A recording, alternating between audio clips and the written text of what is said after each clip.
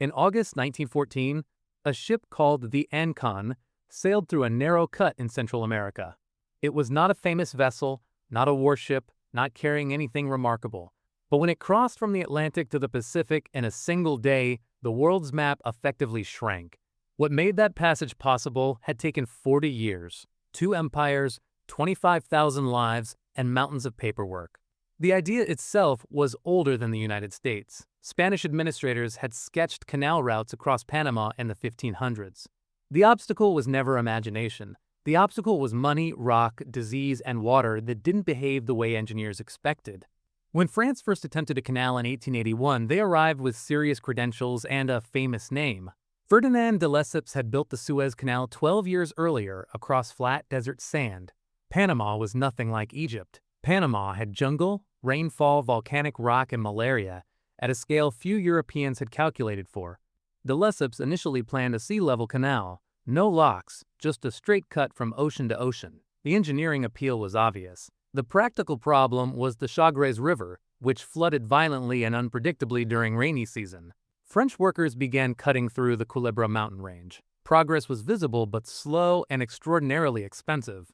The hospitals filled faster than the excavation moved forward. At its worst, yellow fever and malaria were killing hundreds of workers per month. The French medical approach at the time, it should be noted, actually made things worse in one particular way. They placed the legs of hospital beds in bowls of water to stop ants from climbing up. Those bowls became perfect breeding pools for the Aedes aegypti mosquito, which carried yellow fever. Nobody in the 1880s yet understood that mosquitoes transmitted the disease. Germ theory was new. Miasma theory, bad air from swamps, was still the competing explanation. By 1889, the French company had spent over 1.4 billion francs and was effectively insolvent. De Lesseps, then in his 80s, was convicted of fraud and mismanagement in French court, though historians still debate how much of the collapse was incompetence versus forces simply beyond anyone's control at the time. What the French left behind was substantial: excavated rock, infrastructure, equipment rusting in the jungle. The United States bought the rights and assets for $40 million in 1902 and moved quickly. But the purchase alone didn't solve the political problem. Panama at the time was a province of Colombia. The Colombian Senate rejected the Canal Treaty in 1903. Washington was not pleased. What followed was a revolution that historians describe with varying degrees of diplomatic generosity. Panamanian nationalists, with quiet encouragement and a conveniently positioned American warship nearby, declared independence from Colombia. The U.S. recognized Panama within 3 days. The Canal Zone Treaty followed shortly after. Panama received $10 million and a yearly annuity. The United States received a 10-mile-wide strip of land in perpetuity, or so the original agreement read. The engineer placed in charge of construction in 1907 was George Goethals, an Army colonel with no experience building canals but considerable experience managing large, complicated organizations. That combination turned out to matter more than canal-specific expertise. He ran the canal zone with military discipline. Workers lived in segregated camps, a fact that the official records of the era often understate. White American workers received higher pay, better housing, and gold roll payroll status. West Indian laborers, who made up the majority of the workforce, were paid in silver and housed in separate, inferior quarters. The physical scale of the project was genuinely difficult to grasp from above. At its most intensive point, roughly 45,000 workers were employed simultaneously across the zone. Steam shovels moved rock around the clock. Trains carried the spoil to dumps outside the cut. The noise was continuous. The Culebra Cut, later renamed the Gaillard Cut, required removing more than 100 million cubic yards of material, and the rock didn't cooperate. Landslides were constant and expensive. Sections that had been cleared would collapse again weeks later. Chief Engineer John Stevens, who preceded Goethals, had solved the mosquito problem first before any serious digging expanded. Dr. William Gorgas led a systematic campaign to drain standing water, fumigate buildings, screen windows, and disrupt the mosquito life cycle at every stage. Yellow fever was essentially eliminated from the canal zone by 1906. Malaria was reduced dramatically, though never fully eradicated during construction. Without that public health campaign, the engineering was unlikely to succeed regardless of funding. The lock design, a decision Stevens advocated before resigning, was the solution the French had avoided. Instead of cutting a sea-level channel, they would lift ships up, carry them across an artificial lake, then lower them back down. 3 sets of locks, each chamber over 1,000 feet long and 110 feet wide. The Gatun Dam would hold back the Chagres River and create the largest man-made lake in the world at the time of its completion. Water from that lake would fill the locks by gravity alone, no pumps, a detail engineers were proud of and budgets appreciated. Concrete arrived continuously by rail, workers poured it in 24-hour rotations, the lock walls at some points are 50 feet thick. Each lock gate weighed several hundred tons and had to be machined to tolerances that allowed them to swing on their own weight without leaking. The gates were tested repeatedly before any vessel entered. Engineers could not afford a leak at scale. When Gatun Lake began filling in 1913, it swallowed dozens of villages, farms, and a colonial-era railroad segment. The people displaced were relocated with little ceremony and less compensation. The record on this is thin and worth acknowledging. By early 1914, trial runs began. Smaller vessels moved through the locks under careful supervision. The mechanisms worked. Water flowed in. Ships rose, water flowed out, ships descended. Gravity doing what gravity does. On August 3, 1914, the cement boat Cristobal made the first complete transit. The Ancon followed on August 15th, the date recorded as the official opening. Almost nobody noticed. 4 days earlier, the First World War had begun in Europe. The canal that had consumed 4 decades of effort, 2 national projects, and tens of thousands of lives opened to a world already looking somewhere else. The military and commercial implications were immediate, even if the headlines weren't. Before the canal, a ship traveling from New York to San Francisco sailed around Cape Horn at the southern tip of South America. That route covered roughly 14,000 miles. Through Panama, the same journey became 5,000 miles. For naval planning, this was not a convenience.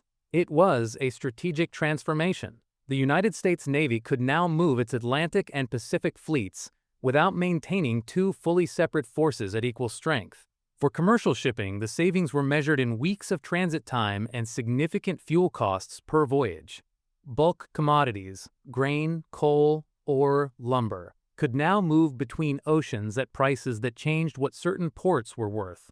Cities on the Pacific coast of South America found their geography revalued almost overnight.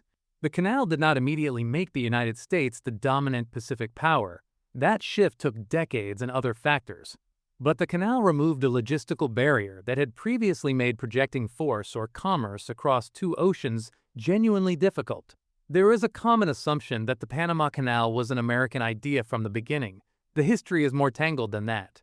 The French built the concept, absorbed the catastrophic losses, and left behind excavation that American engineers built upon directly. Gorges's mosquito campaign drew on research by Cuban physician Carlos Finlay, whose work on yellow fever transmission had been largely dismissed for years before American military doctors confirmed it. The labor that built the canal was overwhelmingly Caribbean. Barbadian, Jamaican, Martinican workers who came for wages and faced conditions.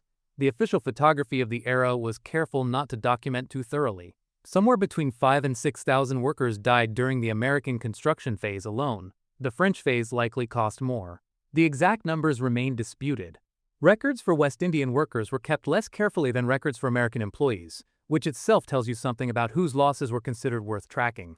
By the time the canal opened, the people who built it had largely been moved out of the zone or absorbed into a labor structure that gave them permanent second-tier status.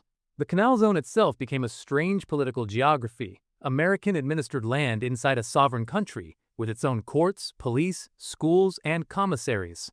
Panamanians referred to it, with varying degrees of bitterness depending on the decade, as a country within a country. Tensions over the zone persisted for most of the 20th century. In 1964, riots erupted over the right to fly the Panamanian flag inside the zone. 21 Panamanians and 4 American soldiers died. The canal was eventually transferred to Panamanian control on December 31, 1999, under treaties negotiated during the Carter administration. Panama has operated it since then and has managed it with a degree of efficiency that surprised some observers who expected otherwise, which is perhaps its own comment on certain assumptions.